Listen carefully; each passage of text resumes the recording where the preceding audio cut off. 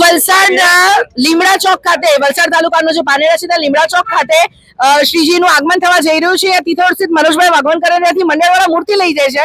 વાત કરીશું મૂર્તિ લઈ જઈ રહ્યા છે જે ભક્તો સાથે. જી, આપનું નામ?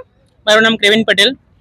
કેવિન, અમને જણાવશો કેટલા વર્ષથી શ્રીજીની સ્થાપના થાય છે? અમારે ત્યાં 49 વર્ષથી શ્રીજીની સ્થાપના કરવામાં આવે છે. અમારે ત્યાં અમે દર વર્ષે નવી નવી ટીમો પર તેમજ લોકોને ગમે તેવી પ્રાચીન થીમો પર કામ કરે છે. જેવી રીતે આ વર્ષે અમારા નરસિંહાની થીમ છે. અમે પ્રાચીન ઘણા વર્ષોથી ઘણી ટીમો પર કામ કરી રહ્યા છે. જે રીતના કે 2023માં મહાબલી હનુમાન પર, 2024માં મહાકાળી માતા પર, આ વર્ષે જ અમે તે રીતના દર્શકો માટે ભગવાન નરસિંહાની થીમ લાવી રહ્યા છે.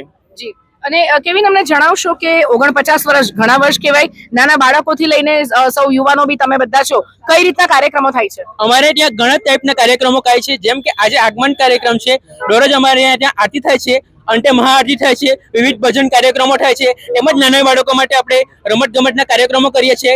તેમજ અમારે ત્યાં ગામના વલસાડ જિલ્લા કે વલસાડ તાલુકાના જ નહીં પણ ખૂણે ખૂણેના ઘણા લોકો અમારે બહારથી પણ દર્શન કરવા માટે આવે છે અને ખૂબ સાથ અને સહકાર મળે છે તેમનો.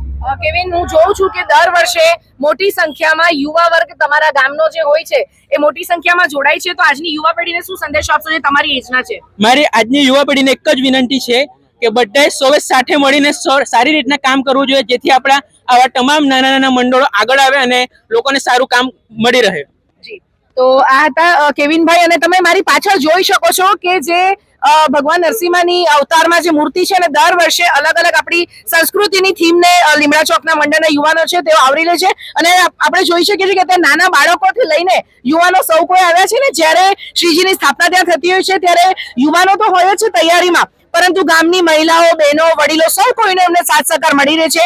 અને ખૂબ જ આનંદની વાત છે કે સમગ્ર ગામનું યુવાધન છે એ આ તમામ દિવસો દરમિયાન શ્રીજીની આરાધના કરે છે. અને જે કેવિનભાઈ સંદેશો આપ્યો એ સૌ યુવાનો સુધી પહોંચશે. અને અત્યારે અહીંયાથી લીમડા ચોકનું આગમન થઈ રહ્યું છે ત્યારે આગામી દિવસોમાં લીમડા ચોકના શ્રીજીના દર્શન અમે તમને ચોક્કસ કરાવશું. દિશા દેસાઈ, દિશા ન્યૂઝ, વલસાડ.